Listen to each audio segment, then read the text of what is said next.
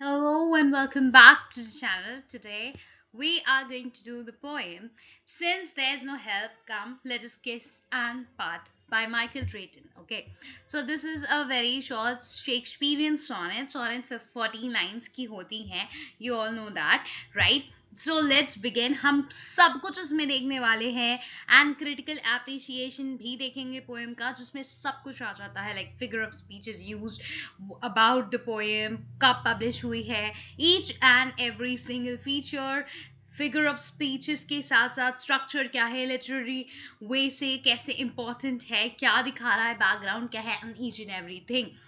With that, I also have something bonus for you all. And what is that? Imagine.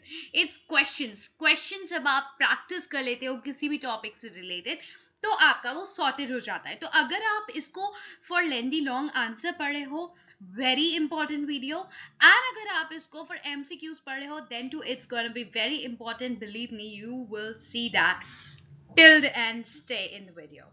Okay, so yeah, let's begin quickly.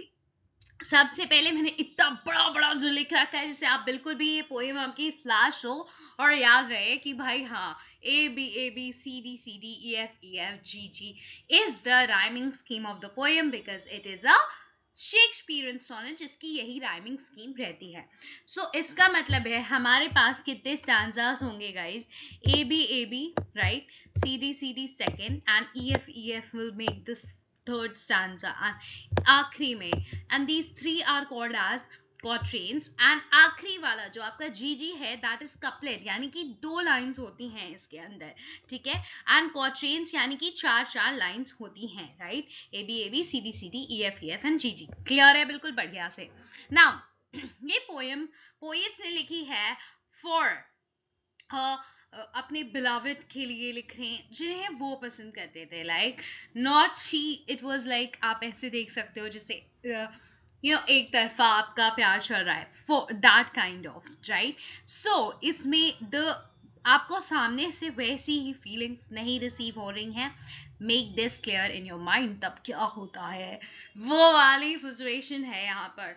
Since there is no help, अब poet क्या कर रहा है, जब आप बहुत सारा ट्रायल कर लेते हो, उसके बाद जब यू जस्ट गिव अप, वो वाली कंडीशन है, ठीक है. ही हैज गिवन अप कि भाई अब नहीं होगा, since there is no help, है ना. तो आप पार्ट करते हैं, फाइनल किस करते हैं, पार अवे करते हैं अपने वेज. तुम्हारा अलग हो जाओ, मैं अलग हो जाऊं, मैं तुम्हारे वे में नहीं आऊंगा, एंड ऑल ऑफ दैट बोल देता है इंसान जब बहुत ज्यादा थक हार चुका होता है, आपको बार बार मनाते मनाते, या आपके लिए बार बार कहते कहते आपको समझाते समझाते या बोलते बोलते प्रपोज करते करते. Okay, but till the end आप देखोगे एक ट्विस्ट मिलेगा आपको कपलेट में. What will be the twist? The twist will be कि एंड में भले वो कह रहे हैं कि पार्ट अवे कर लो भाई, अब मेरे से नहीं होगा, है ना, बट मैं अकेले एक तरफ से कर करके अपनी फीलिंग्स बया थक गया हूँ.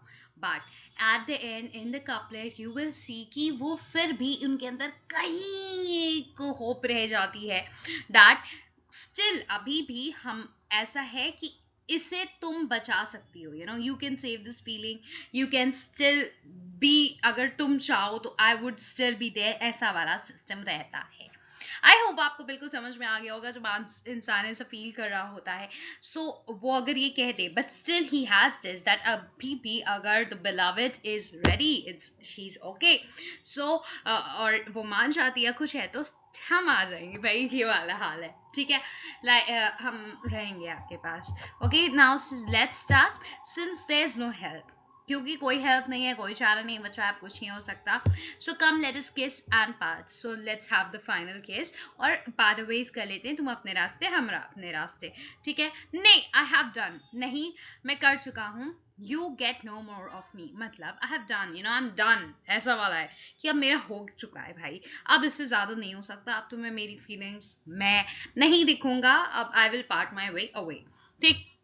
एंड आई एम ग्लैड, मैं बहुत ग्लैड हूं, मैं खुश हूं. आप खुद को समझाने के लिए भी ये ज्यादा बोल रहे होते हो, दूसरे को समझाने से ज्यादा आप खुद को ऐसा बोल रहे होते हो कि हाँ मैं खुश हूं भाई, कि हाँ इस चीज से मुझे अब छुटकारा मिलेगा. आई एम ग्लैड, या glad with all my heart, ये glad with all my heart, अपने पूरे दिल से, दम दिलो जहां से मैं खुश हूं. ये actually the poet is not so happy. He's saying this to explain actually himself कि हाँ ठीक है, ये जो बार बार मनाने वाला सिलसिला है and all of that, मैं उससे बाहर निकल जाऊंगा. So I'm really happy. So आप खुद को मनाने के लिए ऐसे कहते हो, right? And thus so cleanly I myself can free. इसलिए बहुत ही cleanly, बड़े आराम से, I can just free away myself. मैं इस चीज से हट जाऊंगा, छुटकारा पा जाऊंगा. Clear, simple, easy, crisp. क्या बता रहा है स्टैंजा कि क्योंकि अब कोई चारा नहीं बचा है भाई, कोई होप नहीं बची है, सो लेट अस किस इन पास. लास्ट किस करते हैं एंड पार अवे कर लेते हैं. मेरा बहुत हो चुका है भाई, अब मैं इससे ज्यादा नहीं मना सकता. अब नहीं, अब तुम्हें मेरा कुछ नहीं मिलेगा एंड मैं अब अलग हो जाऊंगा, मेरा पार हुए हो जाएगा. तुम्हारे रास्ते में कभी नहीं आऊंगा वाली dialogue. Okay, and I am glad, मैं बहुत खुश हूँ, दिल से एकदम खुश हूँ एंड कि मैं एकदम क्लीनली, एकदम इजीली, सफाई से बस इस चीज से फ्री हो जा रहा हूँ. जस्ट टू एक्सप्लेन हिमसेल्फ कि हाँ ठीक है मैं रह लूंगा वाला system. Then shake hands for ever, ये सेकेंड कॉन्ट्रेंट है हमारा जो कि क्या फॉलो कर रहा है, सी डी राइमिंग स्कीम. ठीक है, ये राइमिंग स्कीम कैसे है ये भी देख लो आप लोग एक बार. यस, वोज, ओके, सी हो गया, अगेन आपका हो गया, एंड देन ब्रोज. आपने देखा वोज और ब्रोज जब हम बोल रहे हैं तो इनका मैचिंग आ रहा है, राइट? सो आप इन्हें क्या मैच करोगे, सी, और सी के जस्ट बाद जो आता है दैट इज डी, राइट? तो अगेन डी हो गया. क्यों डी हुआ? क्योंकि मैच नहीं कर रहा. अगेन को जब आप पढ़ोगे रिटेन के साथ, अगेन रिटेन, सो ये मैचिंग है, ठीक है? तो that is D and D. तो सी वोज ब्रोज मैच कर रहा है, अगेन रिटेन मैच कर रहा है, डी हो जाएगा. ठीक है, ऐसे ही हमने स्टार्ट किया. तो स्टार्टिंग में अगर था ए बी था क्योंकि वो मैच नहीं किया, फिर ए मैच हो गया, फिर बी और लास्ट वाला लाइन मैच हो गया, फोर्थ वाली, सो बी ऐसे. अब बी के ए बी वाला तुम्हारा मैच हो चुका है, तो ए बी आपकी बन गई. फिर यहां पर कैसा हुआ, वोज ब्रोज सी मैच हुआ, एंड देन अगेन रिटेन में डी मैच हुआ, सी डी बन गया. ठीक है, I hope this is clear. फिर ई एफ अभी कैसे बनेगा, जी हम देख लेंगे. नेक्स्ट स्टैंजा समझते हैं. Shake hands for ever, cancel all our vows. अभी तो बोला मेरा हो चुका भाई, है ना, अब तो मुझे नहीं देखोगी, लेट अस पास अवे. तो वो बोल रहा है कैसे पार्ट अवे करेंगे, है ना, आखिरी आप फेयरवेल करते हो ना, तो वो चीज कैसे होगी, हाथ मिलाते हैं, कैंसिल ऑल आवर वोज. जो भी आप when you are in love या समथिंग, आप बहुत सारे प्रोमिसेस करते हो, अगर एक तरफा भी इनका ही would have said a lot many things to propose कि मैं ये करूंगा वो करूंगा ब्ला ब्ला ब्ला, है ना, तो वो जो बहुत सारे प्रोमिसेस होते हैं, वादे का समय उसको तोड़ते हैं कैसे, हाथ मिलाकर. शेक हैंड्स फॉर एवर मतलब कभी नहीं दोबारा मिलाएंगे. कैंसिल ऑल आवर वोज, है ना, हमेशा के लिए कैंसिल कर देते हैं हमारे वोज को जो भी हमने कस्में वादे की थी. When we meet at any time again, और जब and when we meet at any time again, जब हम दोबारा कभी भी मिले, be it not seen in either of our brows. आपकी जो ये भौरे होती हैं, right, these are your eyebrows. So eye and brows. So ये जो ब्रो है आपकी, आप जब आप परेशान हो, आप किसी पे डाउट करो, ऐसे उठती हैं, एंड जब आप आपके डिफरेंट मूड्स के हिसाब से आपकी आईब्रो एक्ट करती है. इनफैक्ट आपका पूरा फेशियल एक्सप्रेशन से एक्चुअली कन्वे होता है कि आप क्या कहना चाह रहे हो. कम्युनिकेशन वाले बच्चे बहुत अच्छे से जानते भी होंगे कि ये होता है कि आपका जो आप बात सामने से बोल रहे हो उससे ज्यादा कौन कन्वे करता है एक्सप्रेशन, आपकी बात. Non verbal communication is more effective than the verbal, जो आप मुंह से बोल रहे हो या लिख रहे हो उससे ज्यादा इफेक्टिव होता है नॉन वर्बल, जो आप जेस्चर्स के थ्रू, आपकी फेशियल एक्सप्रेशन के थ्रू करते हो. तो दैट इज व्हाट, कि जब हम कभी भी दोबारा मिलें तो हमारी ये जो भौरे हैं ना, ये कभी भी ऐसे उस पे आना नहीं चाहिए, भौरों पे नहीं आना चाहिए. मींस दिस भौरे is being used for the entire facial expression, सब कुछ उस पे नहीं दिखना चाहिए. कि हम जानते थे दैट वी वन जॉट, एक बूंद, इंक की जॉट आप गिराते हो, डॉट गिराते हो, वैसे एक बूंद भी ऑफ फॉर्मल लव रिटेन, हम जो पुराना जो लव था रिटेन दोबारा से लाना होता है ना, वो आना ही नहीं चाहिए, लगना ही नहीं चाहिए कि हम एक बूंद भी एक दूसरे को जानते थे, एक बूंद भी उसका तिनका भी जो पुराना लव था वो दोबारा जागृत नहीं होना चाहिए जब हम दोबारा मिले. हमारी आंखों, हमारी ब्रोस पे नहीं दिखना चाहिए. इसका मतलब कि हमारे पूरे फेशियल एक्सप्रेशन, बॉडी एक्सप्रेशन नहीं दिखना चाहिए कि हम एक दूसरे को एज अ लवर्स जानते थे. ओके, जब भी हम कभी दोबारा गलती से भी मिले, टकराएं या कुछ भी हो तो. ओके, देन नाउ अगेन, अब देखिए, now at last gasp of love's last breath. Now at last gasp, जो आखिरी सांसें ले रहा है ये जो लव है हमारा, राइट, उसकी आखिरी breath, when his pulse falling, जब उसकी पल्स फॉल हो रही है, पल्स इंसान की फॉल हो रही होती है, when he or she is dying, ठीक है, फॉलिंग। और पैशन जो होता है, आपके अंदर अगर पैशन नहीं है, आप कोई भी चीज उखाड़ नहीं सकते, आप कुछ नहीं कर सकते, आप एग्जाम के लिए नहीं प्रिपेयर कर सकते, आप किसी के साथ रिलेशनशिप नहीं निभा सकते, कुछ नहीं हो सकता, राइट। सो जब वो पैशन ही खत्म हो जाए, इंथुजियाज्म ही ना रह जाए, सो पैशन स्पीचलेस लाइज, पैशन कैसे एकदम लाई, खड़ा भी नहीं है भाई, लेटा हुआ है कैसे स्पीचलेस, एकदम चुप हो गया है, ठीक है। सो पैशन नहीं है, इसका मतलब एकदम रह ही नहीं गया, शांत, ताला बंद, मुंह का, ऐसा हो गया है, ठीक है। पैशन को पर्सोनिफिकेशन यहाँ पे यूज हुआ है, पैशन को हमने क्या किया है, पर्सोनिफाई कर दिया है। When faith is kneeling, faith को भी पर्सोनिफाई कर दिया कि वो घुटने टेक के खड़ा है by his bed of death, ये जो लव का बेड ऑफ डेथ है, हिज कौन है, लव है, हिज लव को भी पर्सोनिफाई किया है, पैशन को भी, फेथ को भी, ठीक है। सो फेथ जब घुटने टेक के खड़ा है बाय लव के बेड ऑफ डेथ पे, जो कि मरने वाला है, वहां पर कौन, फेथ एकदम घुटने टेक के खड़ा है। मतलब देखो, आप डॉक्टर फॉस्टर्स भी जिसने पढ़ी होगी वो जानते होंगे, नो, इट्स लाइक कि आपके अंदर जो फेथ खत्म हो जाता है, चाहे भगवान में हो, चाहे किसी भी चीज में हो, राइट, जब आपके अंदर वो फेथ, वो होप नहीं रह जाएगी, यू जस्ट कांट, आप होपलेस हो जाते हो, तो कुछ नहीं हो सकता उसके बाद, लिटरली कुछ नहीं हो सकता। आप गलतियां करो, आप उसका पश्चाताप कीजिए, आप स्टिल फेथ हो कि हाँ नहीं, मैं सुधार सकता हूँ, तो हो सकता है। बट अगर आपने किसी भी चीज में फेथ लूज कर दिया, वो एग्जाम हो, रिलेशनशिप हो, कुछ भी हो, you are not going to cope up with that, वो चीज नहीं दोबारा हो पाएगी अगर फेथ ही लूज हो गया, अगर होप ही लूज हो गई, तो ये चीज आपको नहीं यूज करनी चाहिए यूजुअली। सो फेथ जो है वो एकदम घुटने टेक के खड़ा है बाय द लव के बेड ऑफ डेथ पे, डेथ तो होने ही वाली है उसकी, और फेथ ने भी घुटने टेक दिए, तो अब तो खत्म ही है गाइस, है ना। And innocence is closing up his eyes, और जो इनोसेंस होता है, दैट लव, दैट इनोसेंस, जब आप सेल्फलेसली किसी के लिए करते रहते हो, that is closing up his eyes, वो अपनी आईज क्लोज कर रहा है। Again, innocence is also personified, innocence को हम हिज बोल रहे हैं, राइट। अब इसकी राइमिंग स्कीम देख लो, अभी तक हमने ए बी सी डी देख ली है।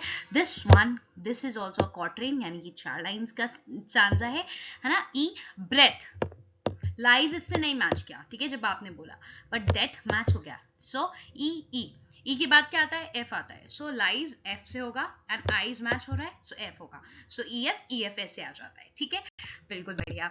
अब now if thou wouldest when all have given him over, लेकिन मैंने कहा था कपलेट में चेंज दिखेगा, कपलेट यानी 2 लाइंस आपकी यहाँ पे यूज हो रही हैं, राइट। सो नाउ अब बहुत ध्यान से सुना, इफ दाउ वुडस्ट, दाउ मतलब तुम, अगर तुम सोचोगी, तुम मानोगी, तुम चाहोगी, when all have given him over, him कौन है यहाँ, लव पर, जब सबने गिव अप कर दिया है, फेथ ने भी नील डाउन कर दिया है, मैंने तो गिव अप कर ही दिया है, फेथ ने भी नील डाउन कर दिया है, जब सब कुछ हार चुका है और सब कुछ खत्म हो रहा है, सबने गिव अप कर दिया है, तब भी अगर तुम चाहोगी, beloved, from death to life, death से life तक, thou mightest him yet recover, death से लेकर तुम उसको उठाकर ला सकती हो लाइफ में, समझ रहे हो, डेथ से तुम लाइफ में ले आओगी, उसको रिकवर कर दोगी, माइट, ऐसा हो सकता है, तुम ये कर सकती हो, अगर तुम चालो, भले सबने गिव अप कर दिया है, तुम उसे डेथ से लेकर लाइफ तक ला सकती हो, अभी भी, yet you can recover him कौन, जो लव है। सो आई होप ये बिल्कुल बढ़िया से क्लियर हो गई होगी, छोटे से में आपने क्या समझा कि भाई he has just given up upon सारे क्वार्टरेंस में, है ना, बिल्कुल जो फेथ है वो भी नील डाउन कर चुका है, डेथ अपने लास्ट बेथ पे आखिरी सांसें ले रही है, पैशन भी एकदम खत्म हो चुका है, but at the and he says कि अगर तुम चाहोगी, जब सबने गिव अप कर दिया है, like all have given him over, आप जब आंसर्स लिखें लॉन्ग आंसर्स तो कोड भी कीजिएगा, ठीक है, आखिरी लाइन तो आपको एकदम लर्न भी हो सकती है, now if thou wouldest when all have given him over from death to life thou mightest have yet him yet recover, है ना। तो आप ऐसा कोड भी कर दोगे, आप जब 2-3 बार बोलोगे आपको अपने आप ये लाइंस याद हो जाएंगी, राइट। सो तब भी जब सब गिव अप कर चुके हैं तब तुम चाहोगी तो वापस इसको डेथ से लाइफ में ला सकते हो लव को। आई होप ये बिल्कुल बढ़िया सी छोटी सी शेक्सपियन सोनेट थी 14 लाइन की, बिल्कुल क्लियर हो गई है। 3 क्वार्टरेंस यूज हुए हैं, 4 लाइन के होते हैं, एंड आखिरी में एक कपलेट यूज हुआ है, 2 लाइन का होता है। A B C D E F G जी आपका हो गया राइमिंग स्कीम। बिल्कुल मैंने रिवाइज भी करवा दिया आपको गाइस दोबारा से, है ना। अब हम इसके बारे में, मैंने बताया था एक वीडियो ये तुमने देख ली, तुम्हारा ये एकदम सॉर्टेड है, चाहे रिटन आंसर हो, एमसीक्यू हो, कुछ भी हो, इस पोएम के बारे में पूछा जाए, इवन इन द इंटरव्यू आपका क्लियर रहेगा। So about the poem poet, जानते हैं कि माइकल ड्रेटन के बारे में थोड़ा सा। माइकल ड्रेटन जो है एक इंग्लिश पोएट हैं, बोर्न इन 1563। एक्टिव कब थे ये? 1563 है, तो ऑब्वियसली गाइस एलिजाबेथन एज, जब कौन रूल कर रहा था? Queen Elizabeth. Okay, first Queen Elizabeth first was ruling. Okay, golden period of English literature.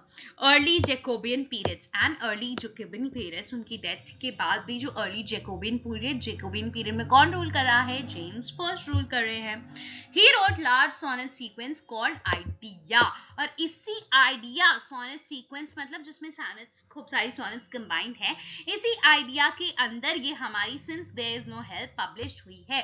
First compose हुआ था 1594 में ये collection, and revise several times before its final form, जो कि कब आया है? बहुत सारे सेवरल टाइम्स, सीरियल पढ़ दिया मैंने, हो गया, सेवरल टाइम्स उसको रिवाइज किया गया है, जब तक कि आखिरी में पब्लिश नहीं हुआ था 1619 में। सो आइडिया में पब्लिश हुई है, सोनेट कलेक्शन था जो कि, एंड 1594 में वो कलेक्शन आया। फिर कब आया? 1690 में फाइनल वर्जन आया। इनके बीच में बहुत बार ये पब्लिश हो चुका है। Since there is no help, Sonnet 61 है, कौन सी है? Sonnet 61 आइडिया में पब्लिश हुई है from the sequence। कब ये sonnet was composed in late 16th century में, जब around the time Drayton जो है हमारे, वो ideas mirror लिख रहे थे, right? It was ultimately published कब हुआ? 1619 में, अभी हमने बात की, है ना। एडिशन ऑफ आइडिया, दो earlier version existed in manuscript. Manuscript मतलब जब इंसान हाथ से लिखता है, मनुष्य द्वारा लिखी हुई स्क्रिप्ट्स, दैट इज मैन्यूस्क्रिप्ट्स, उसमें पब्लिश होनी थी। फाइनली पब्लिश हुआ है 1619 फोलियो में, right. Then when written and publish, कब ये रिटन पब्लिश हुआ है? अभी हमने देख ही लिया। Okay, very good. Now form and history की जाने थे guys. A B C D E F G जी मैंने बिल्कुल बता दिया है। शेक्सपियरियन सोनेट्स है, यानी जो शेक्सपियर ने सोनेट फॉर्म इंट्रोड्यूस किया था, चेंजेस लाए थे थोड़े से, वो वाला। Sonnet sequences were very popular in the renaissance time period था जब बहुत ज्यादा सोनेट सीक्वेंस पॉपुलर थे। इन्फ्लुएंस्ड बाय पेट्रार्क की इटालियन सोनेट, जो कि पेट्रार्क की इटालियन सोनेट्स पहले आई थी हमारे इंग्लैंड में, एंड देन शेक्सपियर ने क्या किया था, इनको और ज्यादा थोड़ा सा रिफाइन करके अपने वे में लिखा था, जो कि ये वाली राइमिंग स्कीम आपकी फॉलो हो जाती है, जिसमें अब मीटर एंड कौन सा यूज हुआ है? Iambic pentameter. आयम्बिक का मतलब होता है, बहुत ध्यान से समझना, आयम्बिक का मीटर, आयम्बिक का मतलब पहले समझेंगे फिर pentameter, right. So iambic is like जब आपका एक स्ट्रेस अनस्ट्रेस्ड सिलेबस, एक stress syllable, unstressed follow by stress, unstressed follow by stress syllable होता है, तब आपका आयम्बिक पेंटामीटर होता है। अनस्ट्रेस्ड मतलब होता है जिस शब्द को बोलने में या जिस चीज को बोलने में आपको बहुत ज्यादा स्ट्रेस नहीं देना पड़ता है, ठीक है। अनस्ट्रेस हो गया, वो स्ट्रेस नहीं देना पड़ता है मतलब बहुत ज्यादा स्ट्रेस के साथ नहीं बोलना पड़ता है, बहुत जल्दी में वर्ड निकल जाएगा। बट स्ट्रेस सिलेबस होते हैं जिनको बोलने में थोड़ा सा स्ट्रेस देना पड़ता है, एंड थोड़ा देर तक आपको वर्ड सुनाई देगा, ठीक है। सो पहले अनस्ट्रेस स्ट्रेस वाले सिलेबस होंगे, ठीक है। और इसको हम लोग कैसे बुलाते हैं? डा डम, डा तुमने सुना, डा फटाक से निकल गया, लेकिन डम में टाइम लगा बोलने में। डा डम, ड फटाक से निकल गया, डम में टाइम लगा बोलने में, ठीक है। सो ये हो गया आयम्बिक। आयम्बिक मतलब क्या हो गया? एक अनस्ट्रेस्ड सिलेबस, एक स्ट्रेस सिलेबस, एक अनस्ट्रेस्ड सिलेबस, एक स्ट्रेस सिलेबस, ठीक है। बट पेंटामीटर क्या होता है? जब एक लाइन में ऐसे 5 सिलेबल तुमको मिले, स्ट्रेस इनका पेयर कितना होगा? टोटल 5 होंगे, तब उसे हम कहते हैं पेंटामीटर। सो आयम्बिक पेंटामीटर आपको बढ़िया से समझ में आ गया होगा। सो आयम्बिक पेंटा, इसको हम और भी वीडियो में, एक अलग सी वीडियो में भी कवर कर लेंगे, if you people want comment में बताना, बट यहाँ पर I hope it's clear.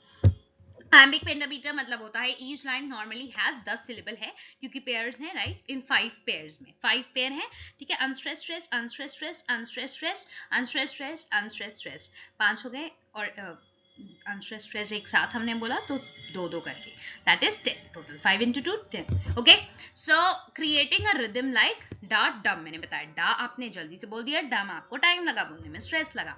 The poem generally follows this rhythm, दो क्योंकि कुछ लाइन है ऐसी जो वैरी करती हैं, इसलिए ये नहीं कहोगे आपकी इंटायरली वही आयम्बिक पेंटामीटर में ही लिखा गया, but mostly it is following iambic pentameter. The steady rhythm mimics a heart beat, जैसे हार्ट बीट नहीं होता है वैसे धक धक धक धक धक धक, यू नो, वैसा वाला आपको दिखाता है कि कभी तेज हो रही है, धीमे हो रही है, तेज में ऐसे। Okay, reinforcing the emotional intensity of parting love, emotional intensity जो इन्वॉल्व होती है जब आप अपने लव से पार्ट हो रहे हैं, right? So what is this? This is a figure of speeches. Okay, personification use हुआ है कहाँ पर? Love's latest breath. Okay, passion speechless life, passion को और लव को पर्सोनिफाई किया गया है। पर्सोनिफिकेशन होता क्या है, मैंने अभी आपको बताया कि इन दोनों को पर्सोनिफाई किया गया है इन द पोएम इटसेल्फ, लेकिन ये होता क्या है ये भी तो जान लो गाइस। सो इट इज, जब आप किसी भी एब्स्ट्रैक्ट आइडिया को या नॉन लिविंग थिंग को आप लिविंग की क्वालिटीज दे देते हैं, जैसे कि आपने यहाँ पर लव को, पैशन को, फेथ को एकदम लिविंग इंसान जैसा मानकर उनके बारे में बात की है ना। अब तुम लव के बारे में बोल रहे हो कि वो चल रहा है, लव के बारे में बोल रहे हो कि उसकी डेथ होने वाली है, भैया लव इंसान थोड़ी है, it's a feeling, right, it's an abstract idea, ठीक है, जो लिविंग नहीं है, बट आपने उसको as a living being portray किया है कि उसकी डेथ होने वाली है, लिविंग बीइंग्स की डेथ होती है, ठीक है। लव कौन है, कोई इंसान थोड़ी है जो उसकी डेथ हो जाएगी, राइट। सो पैशन क्या है, कोई इंसान थोड़ी है जो डेथ हो जाएगी। सो इन लोगों को क्या किया गया है, ह्यूमन लाइक क्वालिटीज ली गई हैं या फिर लिविंग क्वालिटीज दी गई हैं। मेटाफर क्या होता है, जब आप किसी दो चीजों को कंपेयर करते हो बट आप उसमें लाइक और एज का यूज नहीं करते। जब लाइक और एज का यूज करोगे और किसी डायरेक्ट कंपैरिजन होगा उसे आप सिमिली कहेंगे, लेकिन लाइक और एज का यूज नहीं कर रहे हो और इनडायरेक्ट कंपैरिजन है, एकदम जुड़ता कंपैरिजन नहीं है कि बहुत पास का, तो वो हो जाएगा मेटाफर। यहाँ पर आपको लव को एज अ डाइंग पर्सन दिखाएगा, ये भी मेटाफर हो गया, राइट, एज का यूज नहीं हुआ है, ठीक है, ये सिर्फ बता रहा है love as a dying person use हुआ है। Makes emotional loss vivid and dramatic, okay, आपका इमोशनल लॉस जो है उसको थोड़ा और अच्छा बता देता है, थोड़ा ड्रामेटिक हो जाता है सीन, ठीक है। अल्ट्रेशन क्या होता है, जब अल्ट्रेशन वो होता है जिसमें आपकी initial consonant sounds are being repeated, जैसे कि क्लीनली, कैन में क का आपका जो साउंड है, जो सी का है, that is being repeated, okay.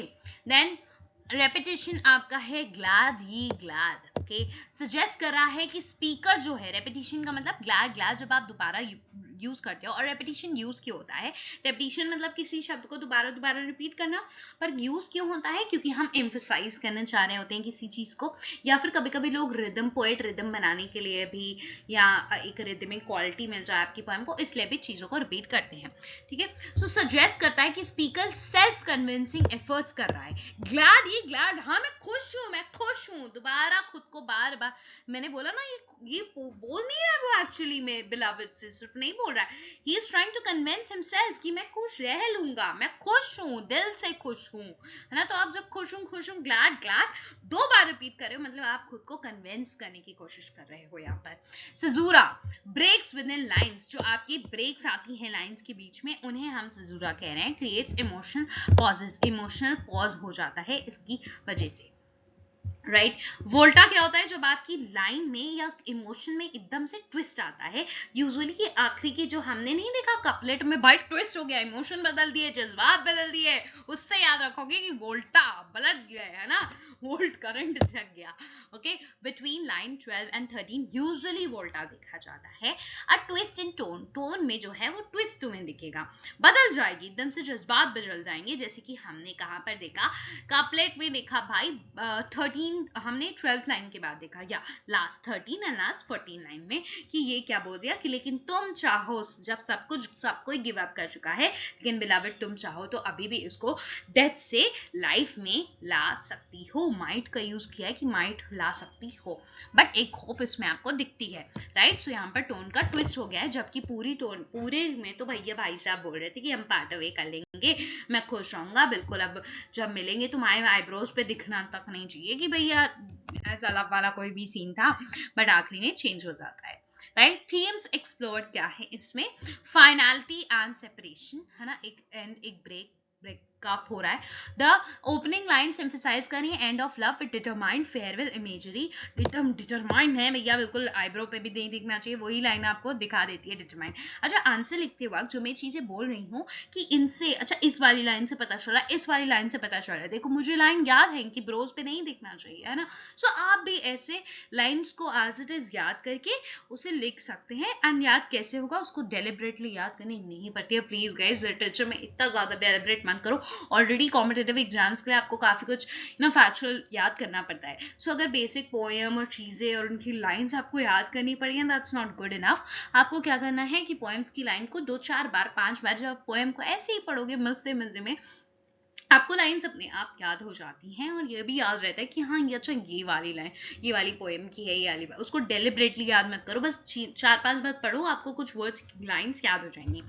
Denial versus inner emotion, denial मतलब कि वो डिनाई कर दे रहा है, इनर इमोशन उसके अंदर कर दे रहा है। Speaker insist he is glad, वो बार बार खुद को इंसर्ट कर रहा है, उसका इनर इमोशन हमें दिख रहा है कि यार he is in a confusion state, कि हाँ उसे परेशानी हो रही है करते वक्त, पार्ट वेज करते वक्त, बट वो खुद को क्या दिलासा देने की कोशिश कर रहा है कि नहीं, खुश होगे तुम, ठीक है, इस चीज से निकल कर।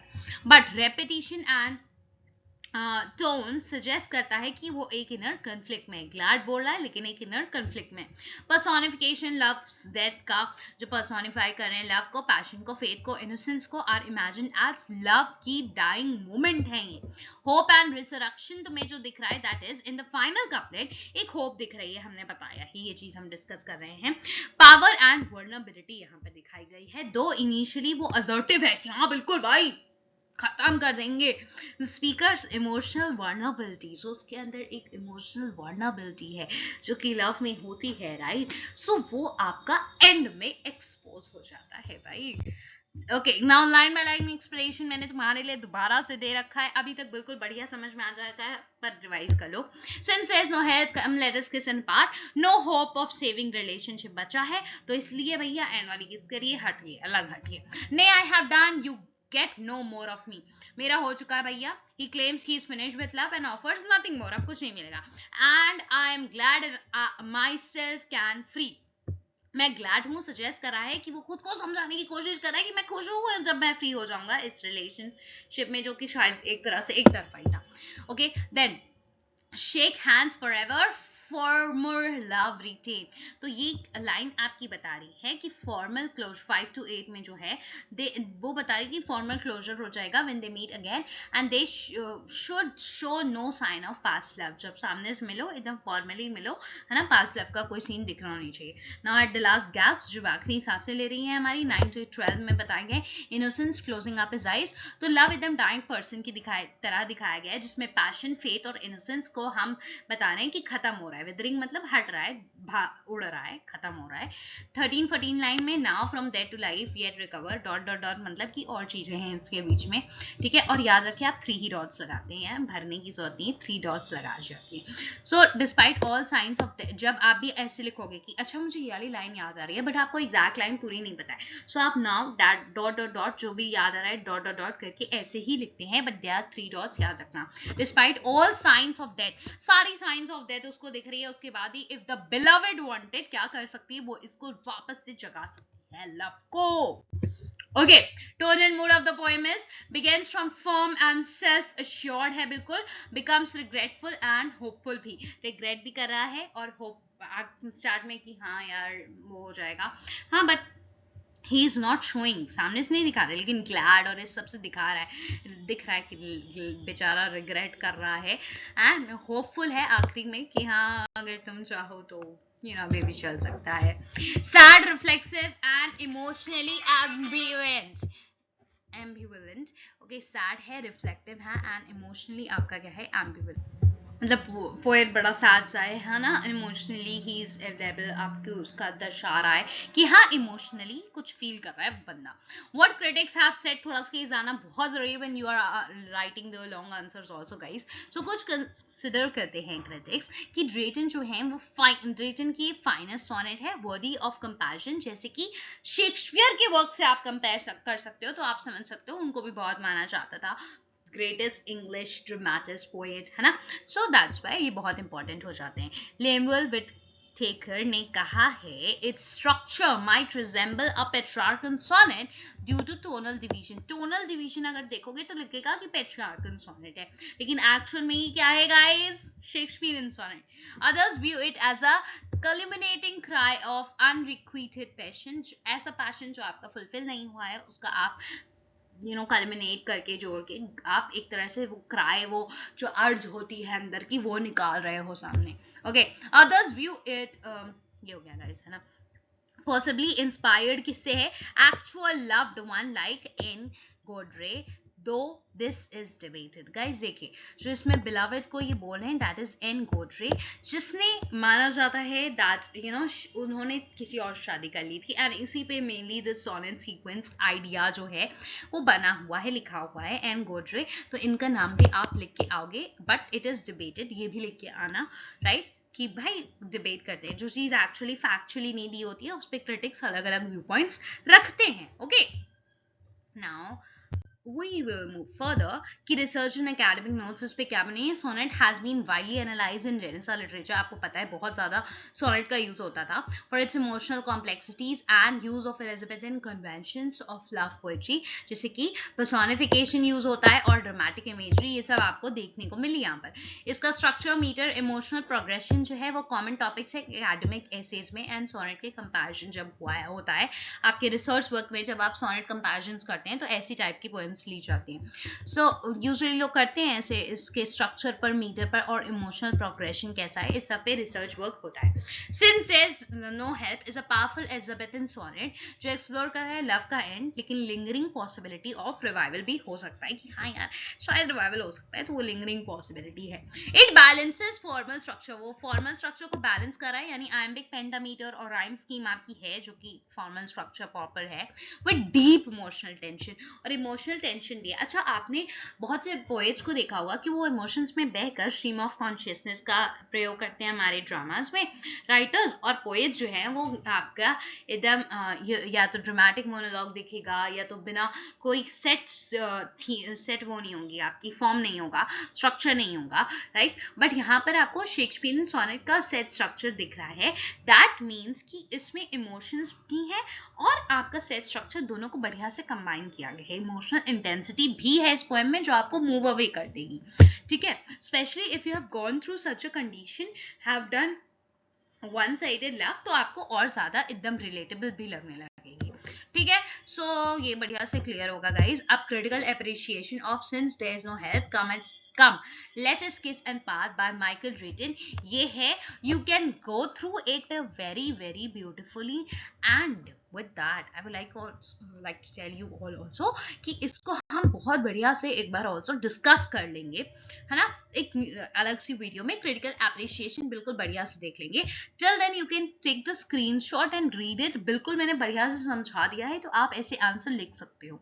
बट देन मैं चाहती हूँ कि मैं एक बार दोबारा से आपको एक अलग वीडियो में क्रिटिकल एप्रिसिएशन बढ़िया से समझाऊंगी, जिससे कि लिखने का आपको दोबारा से खुद से शायद उतनी मेहनत नहीं करनी पड़ेगी. मैं जो बोल दूंगी उसी से होता ना, आप किसी का बोला हुआ सुन लेते हैं तो आपको एकदम आंसर्स याद नहीं करने पड़ते, रट जाते हैं, मतलब माइंड में रह जाता है, एंड आप इजीली ब्यूटीफुल आंसर फ्रेम कर सकते हो. Not just what I have written over here, but आप बहुत अच्छा लिख पाओगे. मैं ऐसे समझा दूंगी. So for that I just give you in the comment section, sorry description box, है ना. description box में मैं डाल दूंगी इसकी वीडियो जैसे ही बन जाती है आपकी, right. so yeah screenshot ले लो, मैं दिखा दे रही हूँ आपको. see these are the questions.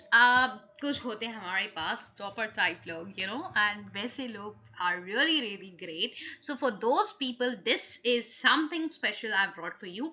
Questions लाई हूँ मैं 5. वैसे भी आप अगर वीडियो में एक पोएम के लिए यहाँ तक हो, दैट मीन्स आप पोएम को डीप एनालिसिस करना चाहते हो, क्रिटिकल एप्रिसिएशन पढ़ना चाहते हो, फिगर ऑफ स्पीचेस, सब कुछ, structure, forms, critic, view point, सब जानना चाहते हो, राइट? तभी आप अभी तक यहाँ पर स्टे कर पा रहे हो. सो दैट मीन्स कि आपके पास आपको एक बहुत अच्छा लेवल स्कोर करना होगा जिस भी एग्जाम के लिए आप इसे पढ़ रहे हैं. सो फॉर दैट, अगर लॉन्ग आंसर्स के लिए पढ़ रहे हो या शॉर्ट के लिए भी पढ़े हो, तो इसके आंसर्स निकाल कर just go through them once, है ना? और अगर लॉन्ग आंसर्स लिखने के लिए, रिटन एग्जामिनेशन के लिए पढ़ रहे हो guys, so practice these 5 questions I have given to you, and this will like बहुत, जब आप 4-5 क्वेश्चन एक आंसर के ऊपर एक पोएम पे लिख लेते हो, जीवन में नहीं भूल सकते, है ना? एंड रिटन में तो क्या ही आप परफॉर्म करने वाले हो. सो बट एमसीक्यू भी मैं लेके आई हूँ आपके लिए, क्योंकि guys this is my belief कि कोई चीज अगर कर ली है, उस पे अगर एमसीक्यूज कुछ प्रैक्टिस कर लिए, भाई सॉर्टेड है. You know why? Although I have not gone, मैं आपके लिए बहुत भर के नहीं लाई हूँ MCQs कि आप एकदम ओवर बर्डन फील करो या कितना देर का वीडियो हो रहा है लगे, बट गाइज थोड़े से प्रैक्टिस करेंगे, 5 हैं बस, सो दैट आपने जो कंसेप्ट अभी तक मेरे साथ पढ़ा है एकदम बढ़िया से क्लियर हो जाएगा.